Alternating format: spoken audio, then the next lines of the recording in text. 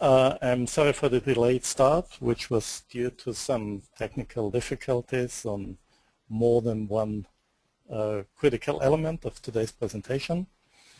My name is Josef Strobel. I'm the current chair of the UNIGIS International Association, and this series of what we call U lectures, essentially online webinars, are presented by a range of invited speakers in irregular intervals over the course of a semester. Those speakers come from academia, from the GI industry, public administration, and numerous other actors in the field of geoinformatics and geoscience. This webinar series is primarily directed to alumni of the UNIGIS distance learning program. But of course it's an open offer to the entire community of geoinformatics specialists. This is an updating opportunity for all of us. We are promoters and actors in the field of lifelong learning, and the U lecture webinar series is part of our lifelong learning framework. With this, I'm happy to switch over to our today's speaker. This is Professor Stefan Keller from the University of Applied Sciences in Rapperswil on beautiful Zurich Lake in Switzerland. He is a geography and computer scientist, so obviously a perfect combination in our field of geoinformatics. He is director and founder of the GeoMeta Lab and is an active participant in the ICA OSGeo Labs initiative, which many of us are familiar with under the brand name of Geo for All. He's a researcher as well, in addition to being an instructor and teacher, bridging applied research areas like software engineering with geospatial applications, and he's well known in several areas related to open content and the open source movement overall. You will find his homepage link on the invitation, and you have seen it previously on the panelists list as well. With this, I would, without further ado, like to switch over to Professor Keller, ask him to maybe complement the introduction I've just attempted, ask him to share his presentation, and start with the talk for today. Professor Keller, the screen is yours. Thank you. Is the audio okay? This is perfectly okay. We see your PowerPoint. You just need to go into presentation mode, and I'll leave it to your discretion whether you want to activate your webcam as well. Thank you very much. Now, sorry everybody for these difficulties. I'm just going straight to the topic. It's about making maps from OpenStreetMap data. With me, I have one of the co-workers. It's Raphael Krucker. He will present TileMill. So the program, which we will of course shorten a little bit, is about what's OpenStreetMap and the relationship with GIS. Then I present some probably hidden treasures as web tools. Then I demonstrate UMAP, and Raphael will demonstrate TileMill.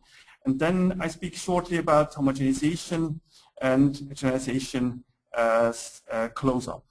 I assume you have knowledge in GIS and cartography, some basic knowledge, and I assume you have some HTML and are interested how to come with an idea and go home with a web map based on OpenStreetMap.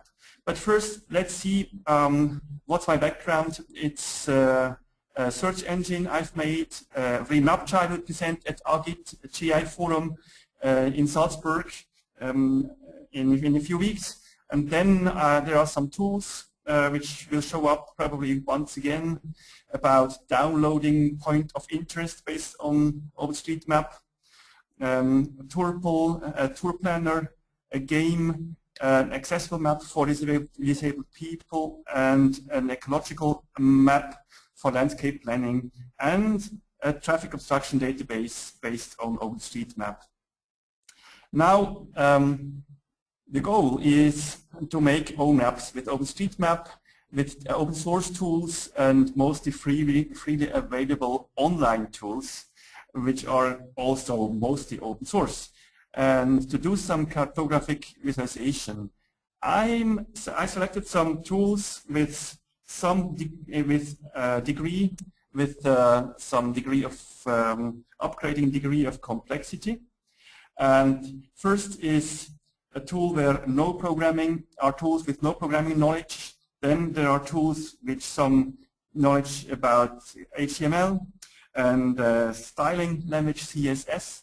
And then we need probably some command line tools to really do homogenization and simplification, generalization. And finally, if you really want to do some nice maps like the map on the right, then there definitely is some JavaScript needed. I mean, it's a nice map because it shows visually the amount of woodland, the amount of forest, green, and the amount of built area in gray, which visualizes how large part of Switzerland is, which is not habitated. That's one of the visualization tools. That's one of the goals we want to achieve without JavaScript knowledge. Also story maps with some descriptions, these are not feasible within this amount of time and restricted complexity. I've chosen the tools. Now about topographic and thematic maps, that's what I assume you know about.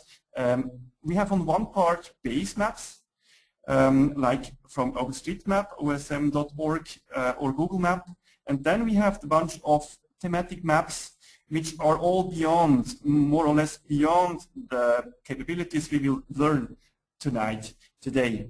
The thematic maps is still a topic where we want to display points, I mean icons, lines or areas. That's what we will get today.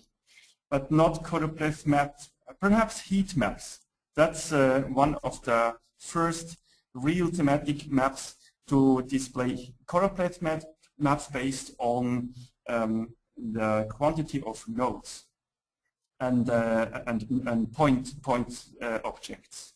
Now, it's important to understand what OpenStreetMap is. Probably some of you know already what OpenStreetMap is, but also a really simple model. There are some tricky things behind, especially when we want to visualize them and import in GIS. Now, it's a free wiki roadmap. It has a special license. It's not free as a beer. It's owned by everybody, needs some attribution, and there has been made a separate license called Open Database License, which allows the combination of data, of own data, of private data, of more even commercial data, which makes it close to really be free. Now, OpenStreetMap is a project with several aspects. There are maps and web services, which we are talking about. There is geodata, which we want to extract. There is a community, and there is software, often open source software. It's the largest and most up-to-date free vector data set of the world.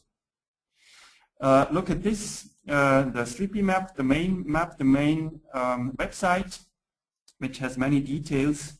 That's from the conference I'm just coming from, the Geo Summit.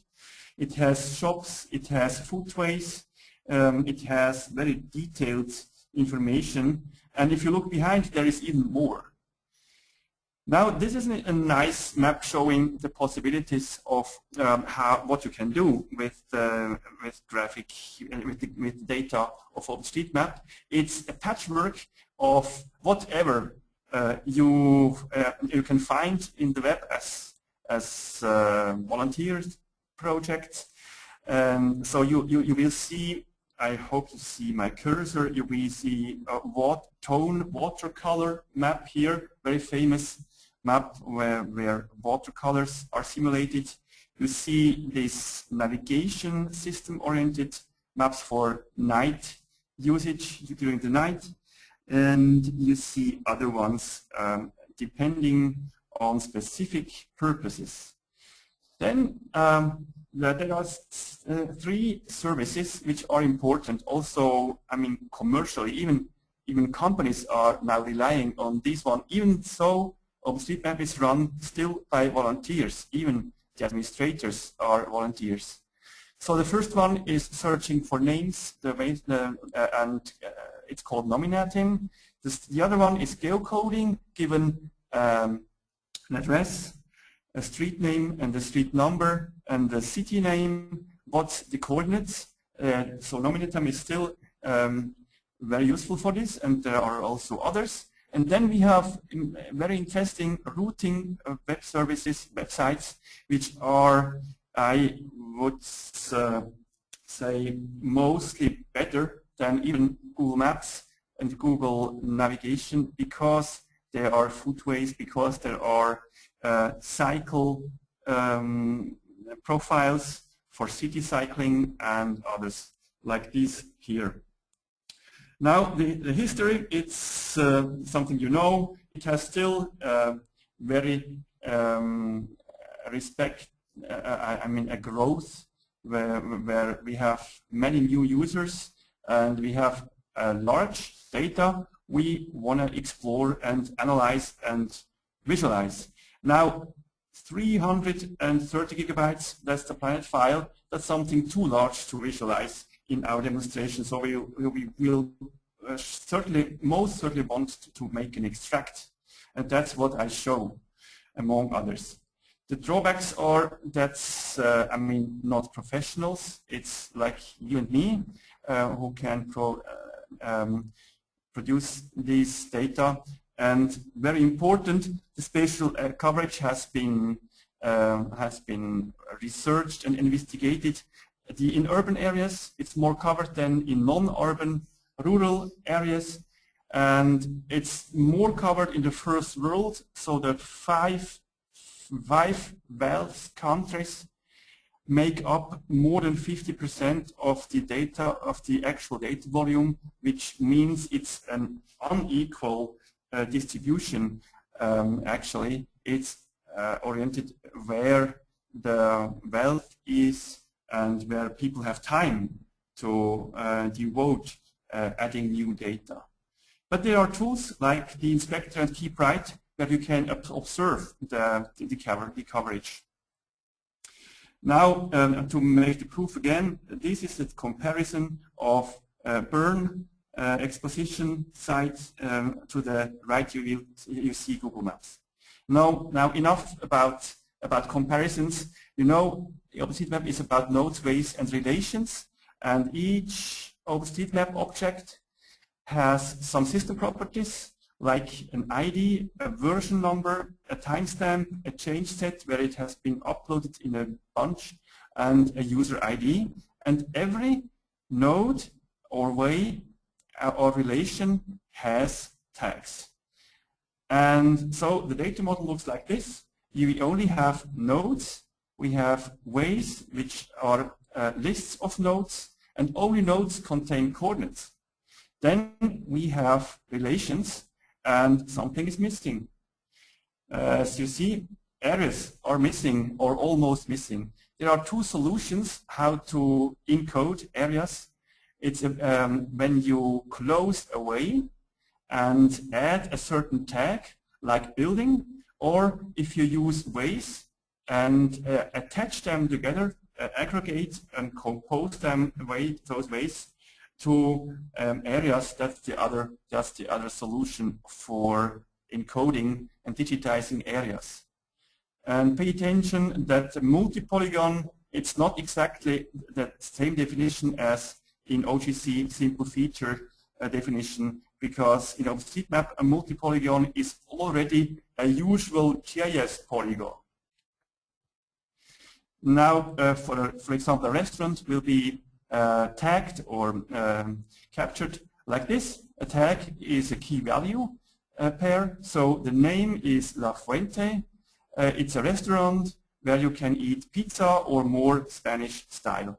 And if you really insist on adding different styles, people tend to do something like this and separate with this kind of encoding like pizza and then adding local. This makes the processing of the data a little bit complicated, and this is where homogenization comes in, data homogenization comes in. This is why I insist on how to know really the OpenStreetMap data model. Nobody says what is correct or wrong, so it's a do-ocracy, OpenStreetMap. Like this, that's how it's established. And because OpenStreetMap began with streets, you will see something weird in GIS, like an attribute called highway with the value stairs, because highways denote highways down to footways and stairs. So highway equals stairs. That's how you encode stairs, for example. So you need to know how to encode, and there are cheat sheets to help, and there are editors to capture OpenStreetMap data. Now the important thing is what tools are available. Sorry for the typo. What tools are available for rendering OpenStreetMap data? And I will show you an end-user tool with no programming knowledge, which is called UMAP. And then we show a short demo of TileMill. And then there are QGIS and ArcGIS as tools which are capable of rendering OpenStreetMap data, given it's being converted before, pre-processed. And this is where this kind of I called it handbook comes in. So I'd like to switch over to this handbook to show you what I mean.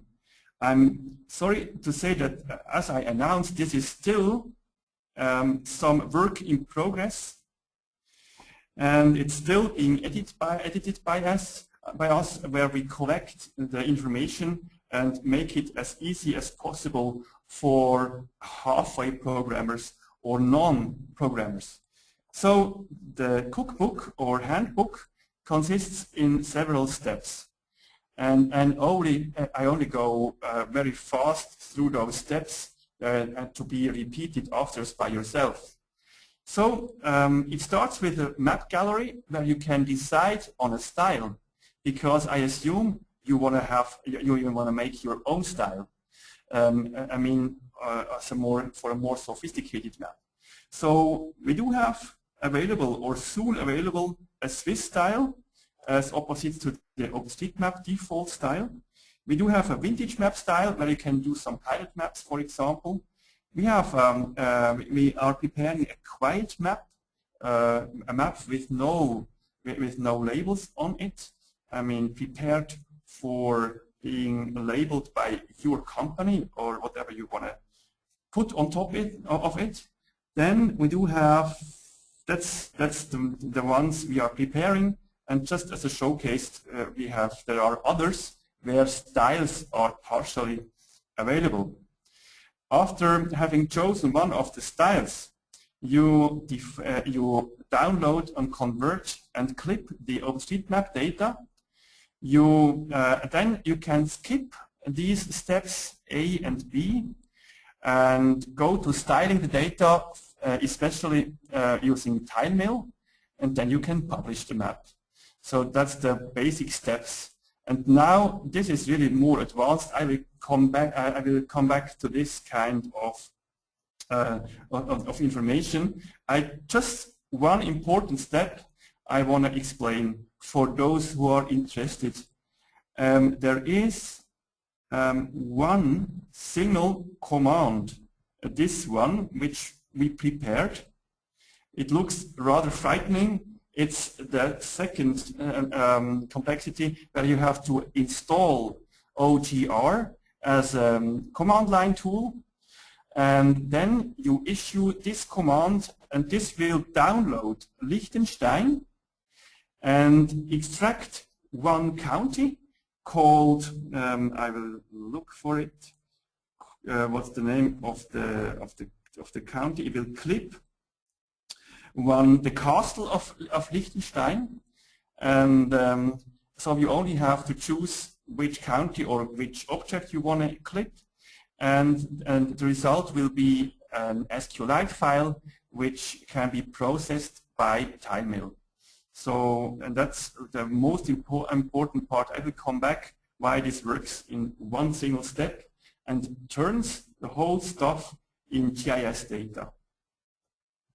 So coming back to our tools, I just want to skip this section where I wanted to explain how you can contribute to OpenStreetMap. You know, you need to have some GPS, you need to have some gadgets. It doesn't need to be as sophisticated like this one, which is a GPS and an Android phone in one Garmin case. I skip this. And I skip this one where the data comes from, except for example this one where you see once again our restaurant, another one where you see how tags are encoded when you download them. And independent if it's a database, this is the origin where the data comes from. Now, what I show here is something I call data-driven cartography. And it's important to understand that we have as an initial starting point this data, and then we do have some data for the markers.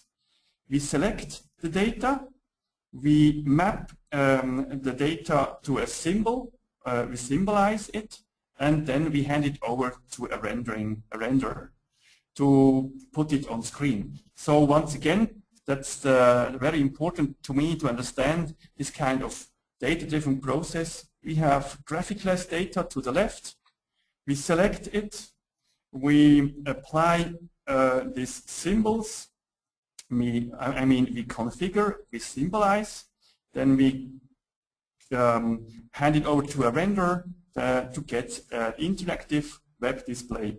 That's what we want to do. So once again, OpenStreetMap and GIS, that's not the same. So I propose to convert the data to shapefile, or even better, to spatialite, and sometimes also GeoJSON is a very handy data format. So we really recommend to turn the data to SQLite or spatialite, which is SQLite plus geography, and you can download directly shapefiles if you insist from this URL. There are also routing data there you can download, and you see some tools to produce these data yourself based on the original data you get also from geofabric.de. Then there are some WMS, which is not interesting for us because we want to render them ourselves. Now, very important, and sorry for the German slide in this case, very important is that we can access the raw data, as I said, from geofabric.de as the raw data, and then we process it to GIS data, which means we have to somehow decide on attributes and which turn into tables.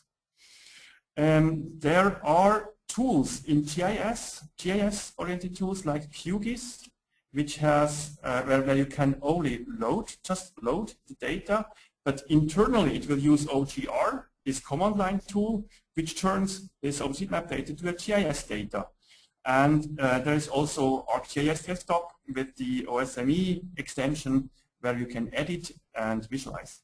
And finally, just to emphasize this one, what happens when converting OpenStreetMap to GIS data?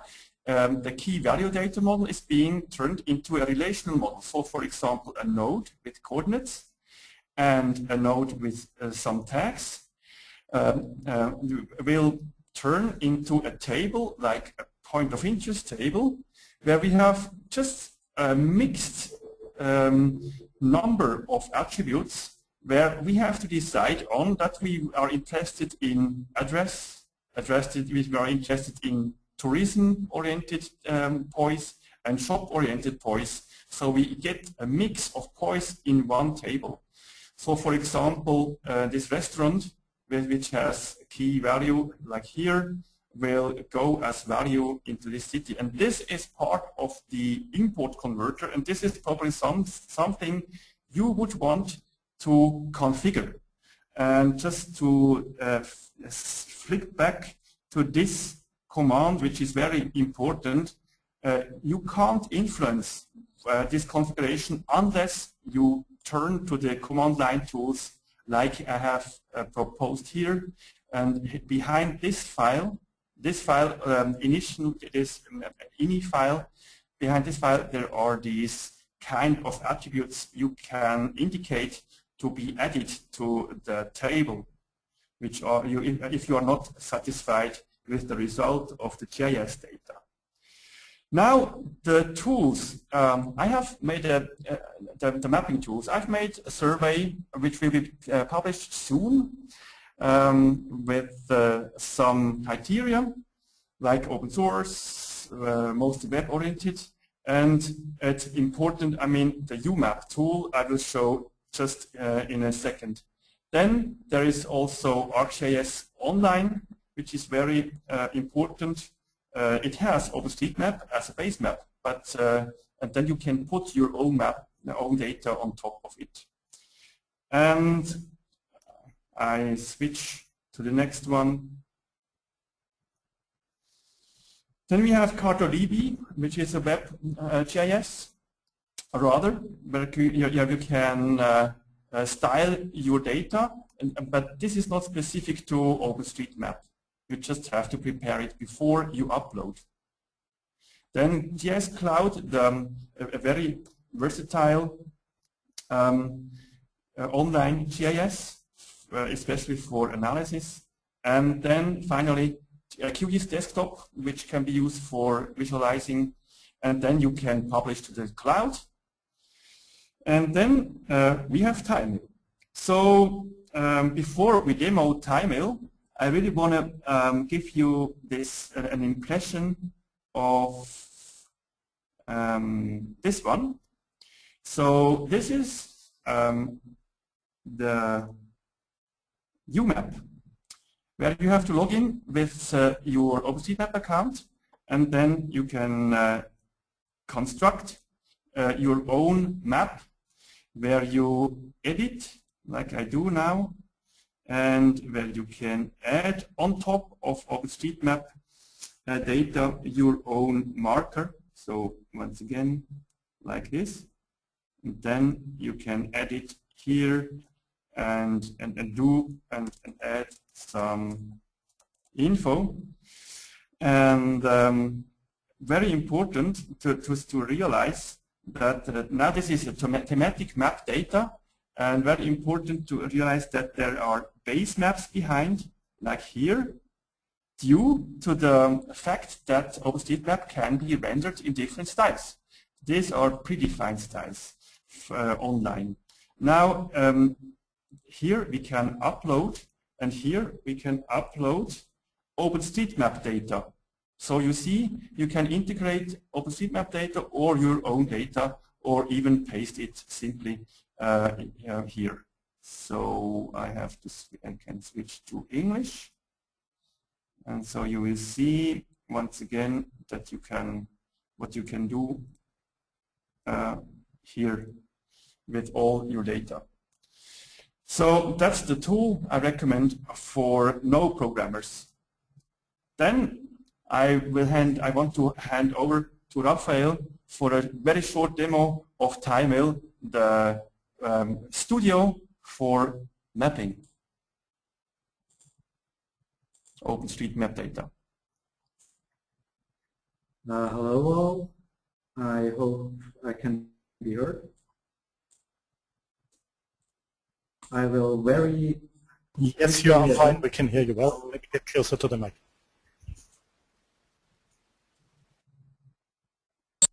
Hello? Okay, is it fine now? Yes, it is. Good.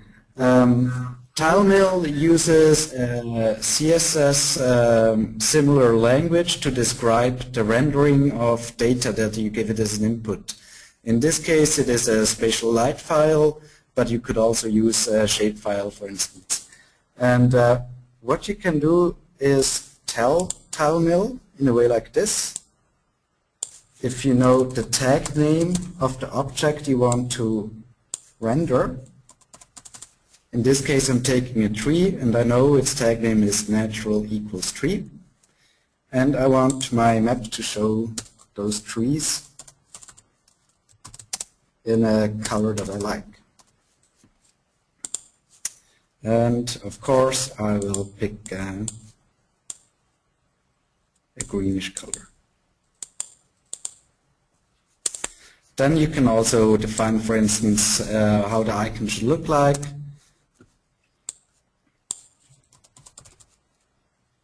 And there are loads of attributes that you can explore. And when you're finished, you can simply save your work.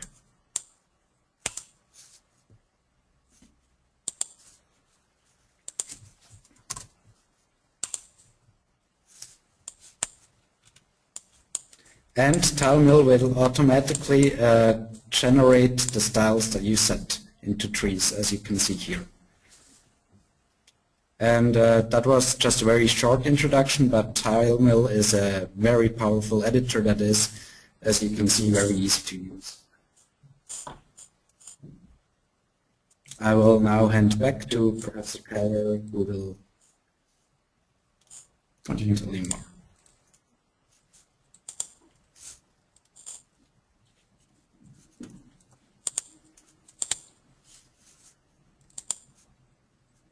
Okay.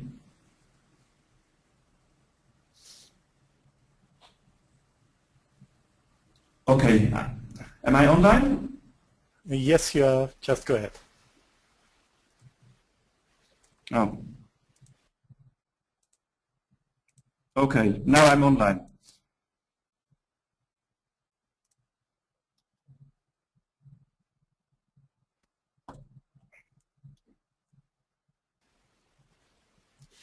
Now, for this, thank you, Raphael, for this short introduction to TileMill. And so we are coming close to this short introduction, and I'd like to give you the promised treasures of web-oriented tools. So just to add your own data quickly online based on OpenStreetMap data, I recommend to use geojson.io. And then there are some more programming-oriented tools for power users where you need to know JavaScript. Then Leaflet is often used, or the Mapbox API. Then there are tools for power users which can be used with some programming knowledge, like this Overpass API, where you can extract regularly the data. And just to remind, I propose to extract the data based on the wiki page I've shown you before, making maps from OpenStreetMap data. This first step, this will be the most versatile one, where you just have to exchange your own target country and target clip area. Then this report I talked about will be published soon at this URL. And so I just want to switch back for a short time to these steps where we propose some pre-processing, and these steps are about data homogenization and generalization. And it's important to know that you can apply OGR tools for line simplification, for example. This is part of the generalization, and you can also apply online tools for some kind of line simplification. And we will add more tools on this based on this wiki page I've displayed here. And just a short hint, I'm scrolling back, sorry for this, about the homogenization. And this one is something you only can do with some programming knowledge with command line tools, and this will be added to this kind of cookbook, how to do this homogenization. For example, if you want to show all shops, you have to somehow do some SQL scripts to collect together some kinds of shops into one, unless you want to do some very long rendering instructions. And regarding translation tools, I found some online tools. I mean, I already recommended the command line tool OGR, which is very well documented how to use also within TileMill as a command line tool, as I said. Then there is this online converter, OGRE, which uses OGR, but it's online, you don't have to install it. And then there exists QGIS plugins for the more advanced users, but you have to import in QGIS the data and then apply some generalization there. And at the core of all this making maps with OpenStreetMap data, I recommend to use OGR, this OGR tool. This one is not the only one. The others, there are others like OSM2 PostgreSQL, which are very widely used, but this requires Postgres, and which is a more complicated server-side software database, which makes it more complex. So to wrap up what I've said before, the whole process I recommend is really the one we are showing here. Define your map goals. That's the most important part. Define what you want to display on top, and define what information you want to convey. Then download, convert, and clip OpenStreetMap data using OGR into SQLite, SpatialLite, that's the same file, or GeoJSON. Those are the formats you should remember. And these tools are formats, data formats, which can be read by TileMill or by QGIS in order to be styled. And when I speak about styling, in this case I mean TileMill. And in TileMill you can apply HTML and CSS color codes, for example, and to style your point and line data. And finally you can publish it using the built-in cloud tools of TileMill or in other websites if you can where you can upload your data. So thank you for listening. Sorry for the delay, and thanks for your interest, and thank you very much to UNIGIS Salzburg and Professor Strobel for making this possible. Okay, thank you, Professor Keller, again. Let me go back to the invitation I had offered a few minutes ago. It is possible to add some Q&A or discussion session now at the end. Before we go into that, let me reiterate thanks again to our presenters from the University of Applied Sciences in Rapperswil, Switzerland. Any questions you might have, there are two possible channels, and I trust that our presenters will be available for the next couple of minutes to take those questions. Those two channels are the preferred one. You go into your chat window, and this ends up in a moderated question and answer list for us here. And if anyone prefers to ask a question orally, make sure that your microphone is on. Raise your hand. When I say raise your hand, I refer to a digital interaction with our GoToMeeting platform, not to a physical action on your part. And if it's not too many of you doing that, then I will be able to switch you on and let you ask that question.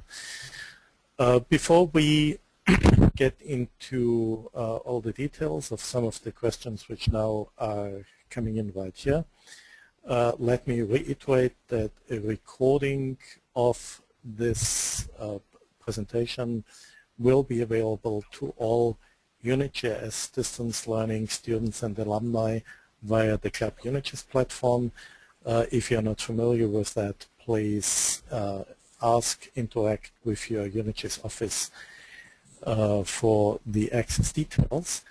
And as a comment or maybe a question to Professor Keller, we of course can make this presentation recording available to be shared via your website. That maybe would be the wiki you just have been showing, and then it would be openly accessible to everyone else around here. Before we do that, quick question to Professor Keller. If it's possible, I'd invite you to switch on your web camera as well. Otherwise, it would be fine to have your voice here as well. And let me go through some of the questions and summarize some of the questions as they are coming in. First one, it's a bit more extensive, so maybe I better read this question to you. I'm quoting, is it possible to make global changes to tag attributes in TileMill and thereby reclassify and combine features to visualize, for example, land use? Or should this better be done via SQL? Can you repeat it or display it on the chat? I will assign the question to you, so that makes it pop up in your chat or question window right now. Let me maybe in the meantime go over to the next question. Is it possible to get the presentation to read in detail? Yes, this would be exactly the recording of today's presentation I've referred to before, and we will make this available within the UNIGIS distance learning platforms to all students and alumni, as well as make it available to the wiki in Rapperswil. Professor Keller, could you see the question I've assigned to you? Okay. I see it. No, it's most probably not possible because TileMill really only is a reader. I mean, it's something like a renderer, which is in the after the analyzing and phase and selection phase.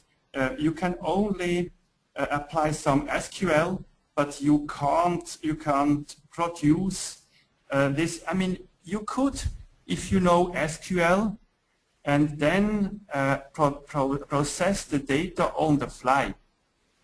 That's something which is within certain limits, that's something which is possible. But the idea of TileMill is really to just read the data, filter it, and hand it over to the rendering process. Okay, I believe that already answers one of the follow-up questions, which was simply, what is the relationship between TileMill and OSM? But I believe you just have explained this as well.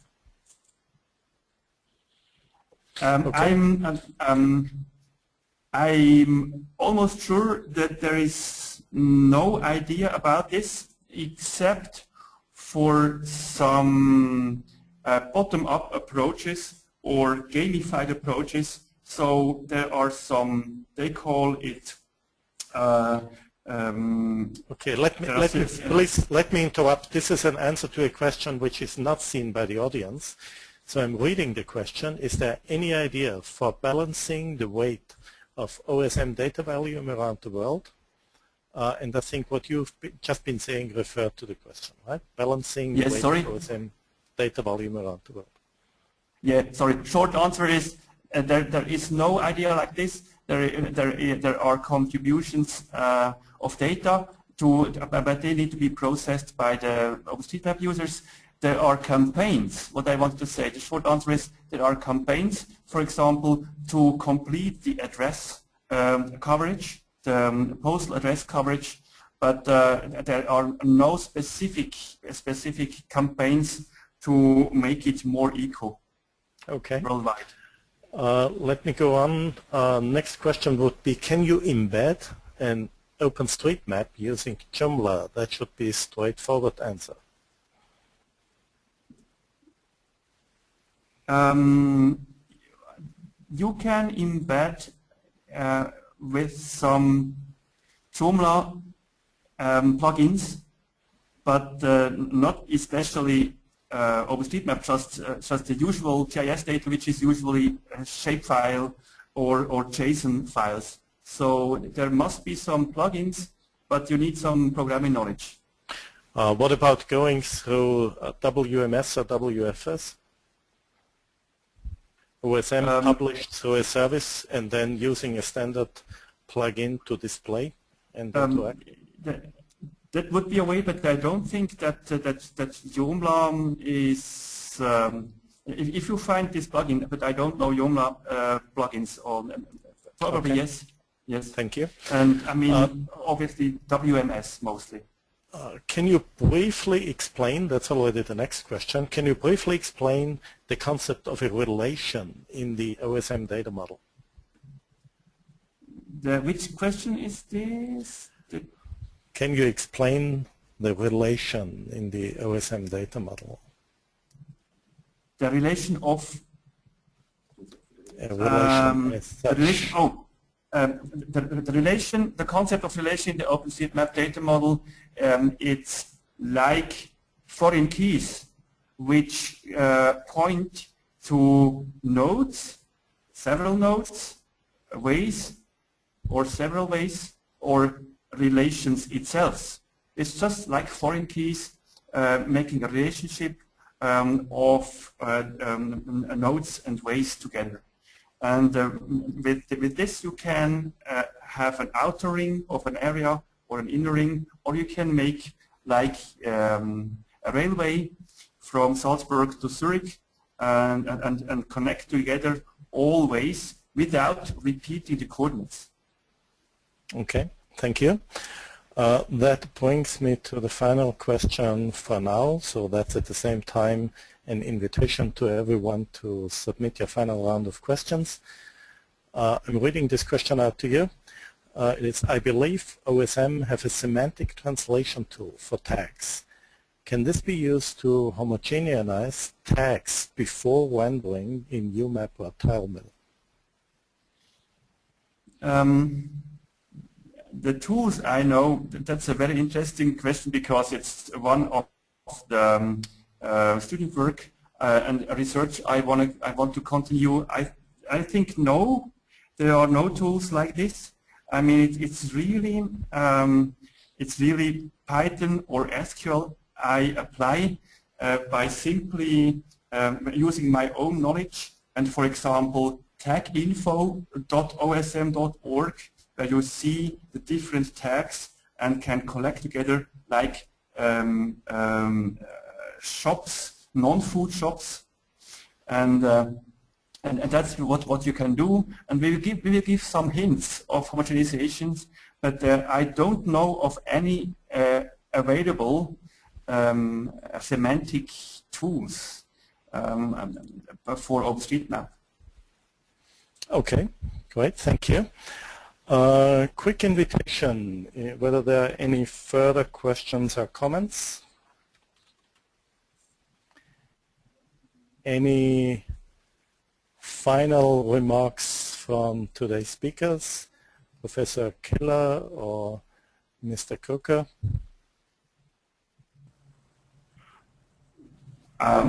It's important. Is it my turn? Yeah, just go ahead.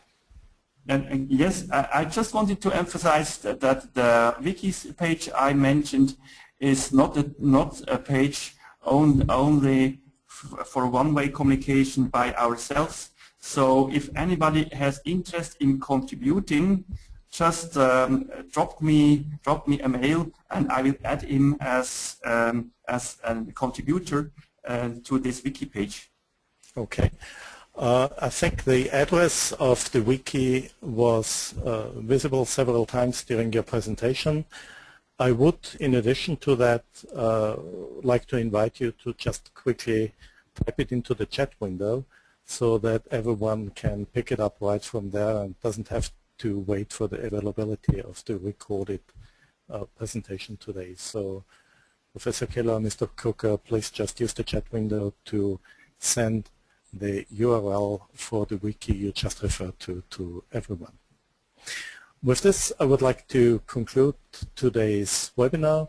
As many of you know from previous experience, these UNIGIS U lectures are available to UNIGIS distance learning alumni, students, and to the wider public in a loose series with approximately 1 monthly intervals.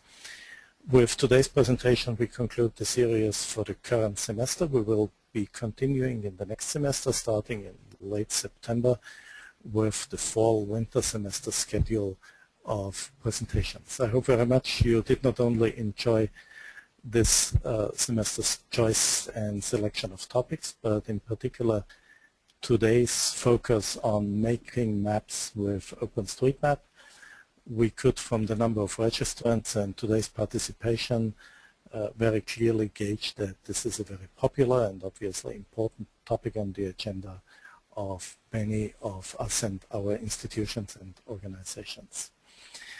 I would again like to thank today's presenters, Mr. Coker, Professor Keller from the University of Applied Sciences in Rapperswil in Switzerland. Thanks to everyone for your interest in this topic. Have a good evening if you're on Central European time, and a good day or night wherever you might be right now in this world. Goodbye and see you next time around. Bye.